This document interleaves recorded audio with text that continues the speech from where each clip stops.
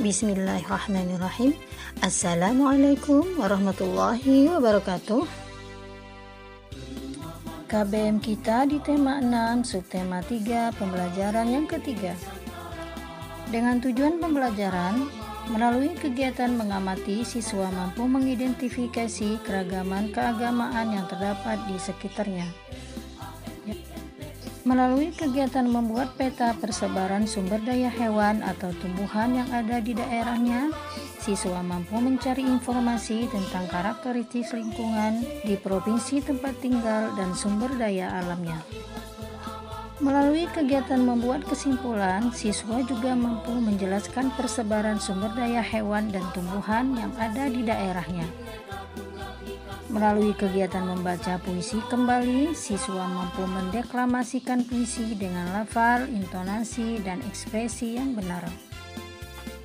Pada tema 1, kalian telah mempelajari keragaman yang ada di Indonesia. Salah satu keragaman yang ada di Indonesia adalah keragaman agama. Indonesia mengakui 6 agama, yaitu Islam, Katolik, Kristen, Hindu, Buddha, dan Konghucu. Umat beragama dari tiap-tiap agama memerlukan tempat beribadah untuk memenuhi kebutuhan rohani mereka. Masing-masing agama memiliki tempat ibadahnya masing-masing. Setiap tempat ibadah memiliki bentuk dan pengaturan yang khas. Pada tahun 1955, Presiden pertama kita, yaitu Insinyur Soekarno, mengadakan sayembara membuat desain maket Masjid Istiqlal. Masjid adalah tempat ibadah umat Islam. Masjid Istiqlal merupakan masjid terbesar dan termegah di Indonesia yang dibangun pada tahun 1961 dan pertama kali dibuka untuk digunakan pada tahun 1978. Dengan demikian, diperlukan waktu 17 tahun untuk membuatnya. Masjid ini dibangun oleh seorang Kristiani yang bernama Frederick Silaban, bersebelahan dengan gereja katedral. Gereja adalah tempat ibadah umat Kristen dan Katolik. Gereja katedral sendiri terletak bersebelahan dengan Masjid Istiqlal. Konsep persatuan dan kesatuan yang dibuat oleh Presiden Soekarno dapat diwujudkan dengan baik melalui kedua bangunan tersebut.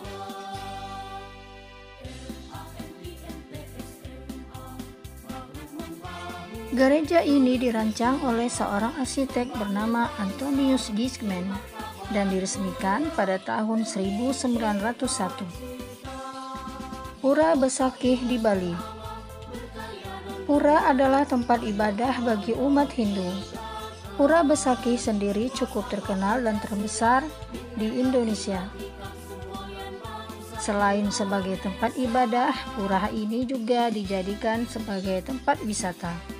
Pura Besakih ini dibangun pada tahun 1284 oleh RSI Markandeya. Vihara merupakan tempat ibadah umat Buddha.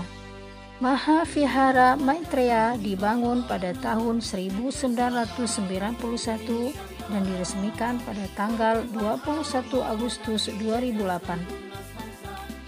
Vihara ini dapat menjadi bukti tentang kemakmuran masyarakat di Medan, sekaligus menjadi bukti yang menyatakan bahwa tingginya toleransi umat beragama di sana. Meski termasuk agama minoritas, umat Buddha tetap mendapatkan haknya dalam membangun rumah ibadah. Klenteng Sampokong di Jawa Tengah. Klenteng merupakan tempat ibadah agama Konghucu. Klenteng Sampokong dibangun pada abad ke-15. Cerita yang cukup terkenal adalah singgahnya Laksamana Cheng-ho yang merupakan keturunan Tionghoa, namun beragama Islam. Beliau memberikan contoh bahwa kehidupan saling bertoleransi sangatlah penting. Untuk lebih jelasnya, ayo membaca di halaman 127 dan lengkapilah diagramnya dan jawablah pertanyaan di halaman 129. Dilanjutkan dengan ayo berlatih di halaman 131 dan 132. Untuk mengetahui persebaran flora dan fauna di Indonesia, kita dapat melihat dalam sebuah peta tematik. Peta tematik adalah peta yang berisi informasi khusus, misalnya persebaran flora dan fauna. Peta persebaran sumber daya alam berupa flora atau tumbuhan menunjukkan daerah-daerah yang memiliki sumber daya tumbuhan untuk kebutuhan hidup masyarakat Indonesia.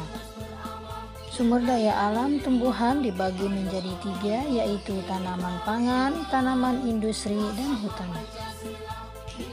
Agar lebih memahami persebaran flora di Indonesia, dapat dilihat dalam peta tematik berikut ini. Peta persebaran sumber daya alam berupa fauna atau hewan menunjukkan daerah-daerah yang memiliki sumber daya hewan untuk kebutuhan hidup masyarakat Indonesia. Sumber daya alam berupa hewan terdiri atas hewan liar dan hewan ternak. Agar lebih memahami persebaran fauna di Indonesia, dapat dilihat dalam peta tematik berikut ini.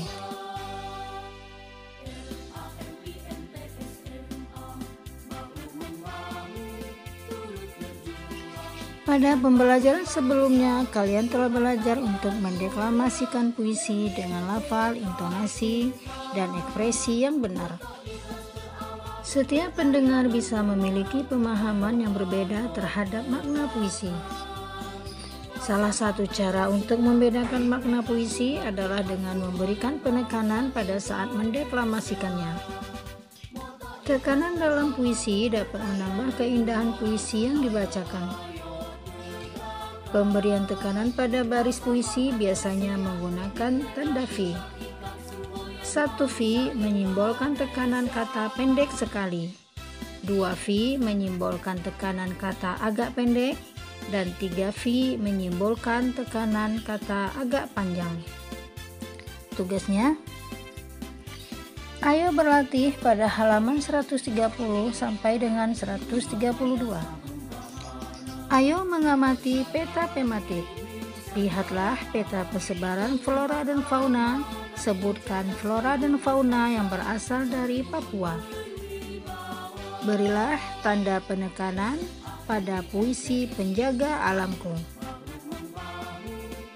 Nah, soleh-solehahku, Ibu cukupkan dulu materi kita hari ini. Tetap semangat belajar di rumah, tetap jagalah kesehatanmu, dan kita berjumpa di video pembelajaran Ibu selanjutnya. Ibu akhiri, wassalamualaikum warahmatullahi wabarakatuh.